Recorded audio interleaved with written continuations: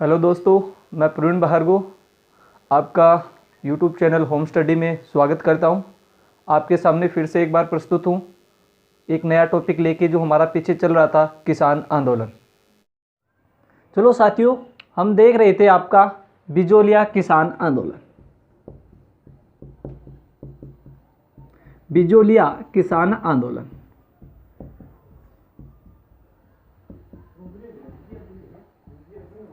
बिजोलिया किसान आंदोलन।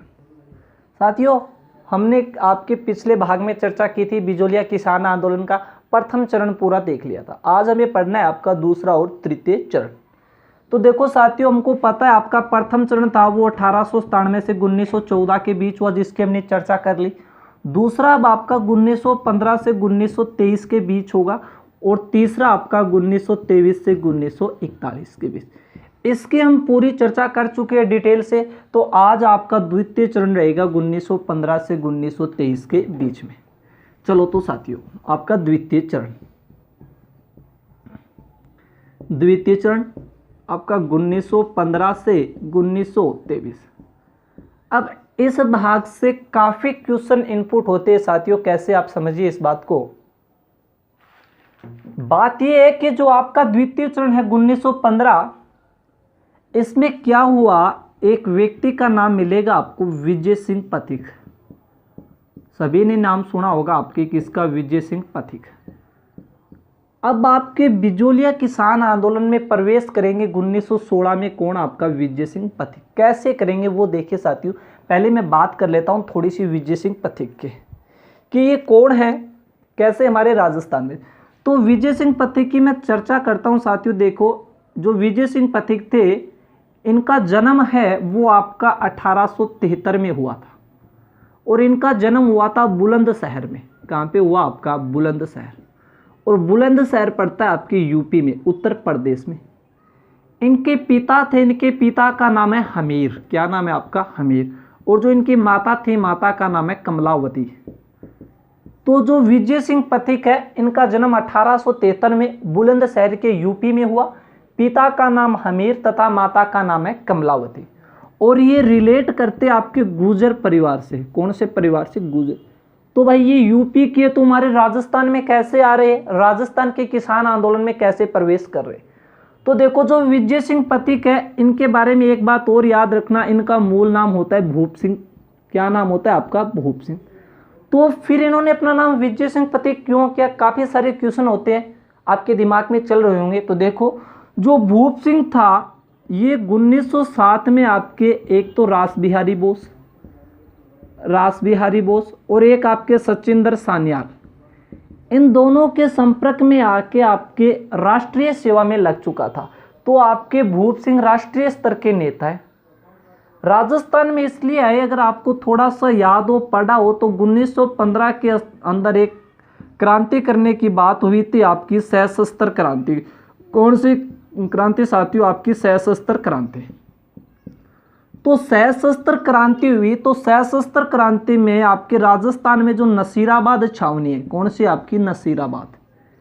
इस नसीराबाद छावनी पर आक्रमण करने की जिम्मेवारी सचिंदर सान्याल व रास बिहारी बोस ने आपके भूप सिंह और आपके खरवा के ठाकुर गोपाल सिंह को दी गई। गोपाल सिंह खरवा को इनको जिम्मेवारी दी गई थी कि आप सशस्त्र क्रांति करेंगे 1915 में, तो आपको आक्रमण करना है कहाँ पे? नसीराबाद।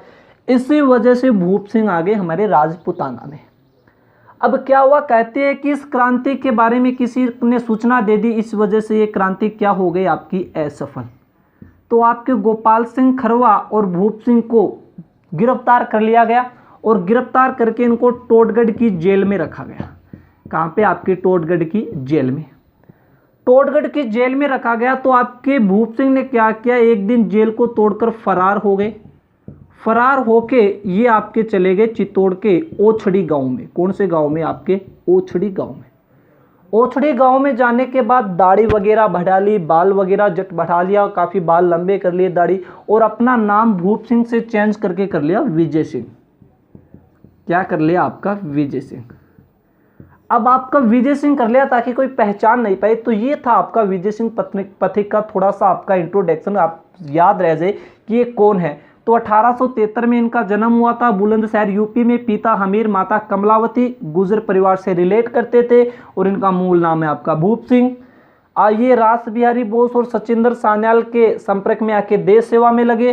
1915 में भारत में एक क्रांति करनी थी, सशस्त्र क्रांति। तो उसमें नसीराबाद जो छावनी थी राजपुताना में, इसमें आक्रमण करने की जिम्मेवारी दी गई भूप सिंह और गोपाल आपके खरवा के ठाकुर गोपाल सिंह खरवा को। इसी वजह से किसने आपकी जानकारी दे दी कि ये आक्रमण करने वाले, तो ये असफल हो जाती है। तो मेवाड़ के महाराणा द्वारा इन्हें गिरफ्तार करके कहाँ पे रखा गया? टोडगढ़ जेल में। अब टोडगढ़ जेल में रखा गया तो एक दिन आपका जो भूप सिंह है यहाँ से फरार होके आपका चला गया कौन से गांव में? ओछड़ी गांव में। और आपने बाल दाढ़ी वगैरह बढ़ा ली और अपना नाम कर लिया क्या? विजय सिंह। इतनी बात समझ में आई कि विजय सिंह पथिक कौन है, ये हमें समझ में आ गया। चलो इसके बाद में देखते हैं इस किसान आंदोलन में कैसे आएंगे। तो देखो साथियों, ओछड़ी गांव में इन्होंने एक सभा, आपकी एक सभा बनाई, विद्या प्रचारणी सभा। एक सभा की स्थापना की, कौन सी? विद्या प्रचारणी सभा। अब विद्या प्रचारणी सभा बनाई विजय सिंह ने और इसका प्रशासक कर रहा था आपका कौन? हरि भाई किंकर। कौन कर रहा था? आपका हरि भाई किंकर। तो अब 1900 में आपके विद्या प्रचारणी सभा का एक सम्मेलन हुआ। क्या हुआ? सम्मेलन। और इस सम्मेलन में भाग लेने आए आपके साधु सीताराम दास। कौन आए? आपके साधु सीताराम दास। अब जब आपके विद्या प्रचारणी सभा का सम्मेलन हुआ तो उसमें जो साधु सीताराम दास उन्होंने भाग लिया और आपके विजय सिंह की जब बातें सुनी तो इन्हें आभास हुआ कि हमारे किसान आंदोलन में अगर कोई अहम भूमिका निभा सकता है तो वो कौन है? आपके विजय सिंह। तो आपके साधु सीताराम ने इनसे आग्रह किया कि आप आइए हमारे बिजोलिया में, आप हमारे किसान वहाँ बहुत परेशान हैं, आप उन किसानों को मुक्ति दिलाइए। तो विजय सिंह पथिक भी स्वीकार कर लेता है कि चलो मैं आऊँगा कौन? कहाँ पे? आपके बिजोलिया में। इसी वजह से इस तरह से 1916 के आसपास आपकी एंट्री होती है किसकी? विजय सिंह पथिक की। कौन से किसान आंदोलन में? आपके बिजोलिया किसान आंदोलन में।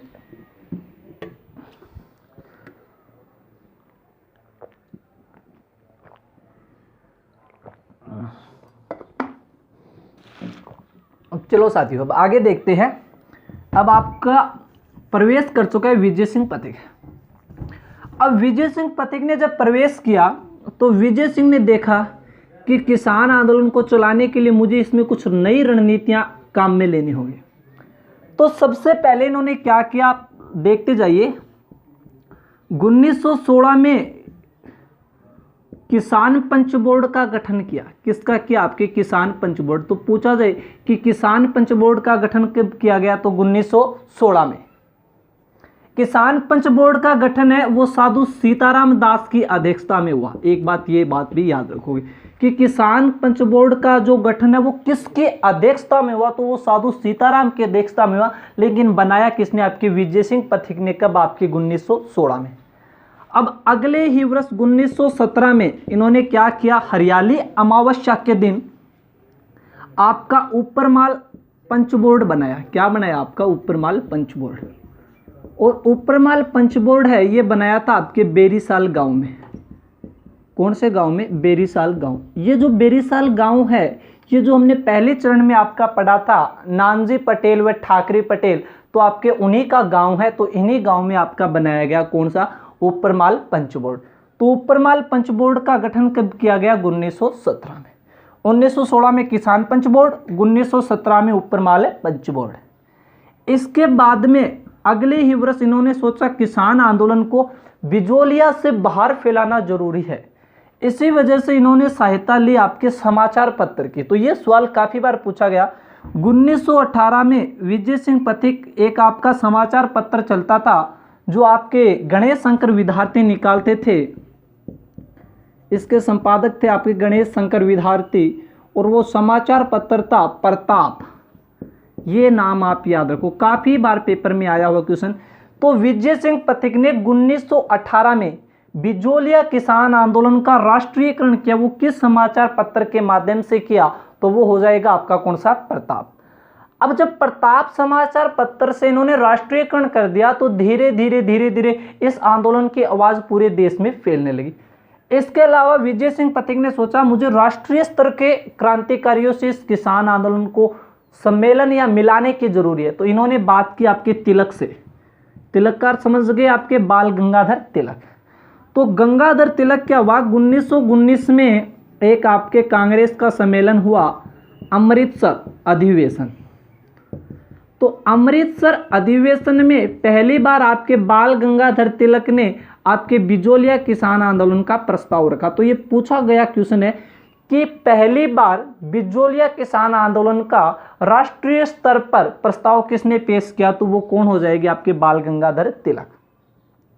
तो प्रस्ताव पेश किया गया। इसके बाद में जब इन्होंने प्रस्ताव किया तो इनका आपके तिलक का समर्थन किया केलकर ने। किसने किया, आपके केलकर ने। किंतु इस प्रस्ताव का विरोध किया एक तो आपके महात्मा गांधी और एक आपके मदन मोहन मालवीय। इन दोनों ने जब विरोध किया तो ये प्रस्ताव आपका सक्सेस नहीं हो सका, क्योंकि तिलक के सहयोगी थे वो इसका विरोध कर रहे थे। गांधी जी का मानना था कि हमारा जो संघर्ष है अभी ब्रिटिश भारत में चल रहा है, हम अगर हमारी जो शक्ति इसको पूरी शक्ति को ब्रिटिश भारत में लगाई हुई है, अगर इसकी आधी शक्ति को हम आपके राजपूताना में लगा देंगे तो न तो राजपूतानाओं की समस्याओं को हल कर सकेंगे और न ब्रिटिश भारत से अंग्रेजों को निकाल सकेंगे। इसलिए अभी हमें ब्रिटिश भारत में कार्य करना है, राजपूताना से कोई मतलब नहीं है। इसी वजह से ये प्रस्ताव पेश नहीं है उसका। लेकिन विजय सिंह पथिक कहाँ मानने वाले थे। इसी के बाद आपके 1920 में अगला कांग्रेस का अधिवेशन हुआ नागपुर। जब नागपुर का अधिवेशन हुआ तो फिर से विजय सिंह पथिक ने 3 किसानों को इस नागपुर अधिवेशन में भेजा। तो गांधी जी समझ गए थे कि काफ़ी समस्या भयंकर है। तो गांधी जी ने क्या किया, इन किसानों का अपना आशीर्वाद दे दिया।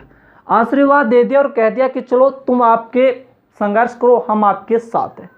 इसी वजह से देखिए साथियों, इसी वजह से क्या हुआ, इस किसान आंदोलन को राष्ट्रीय स्तर का नेतृत्व मिल चुका है। और गांधी जी ने साथ में क्या किया, अपना एक सहयोगी होता है महादेव देसाई।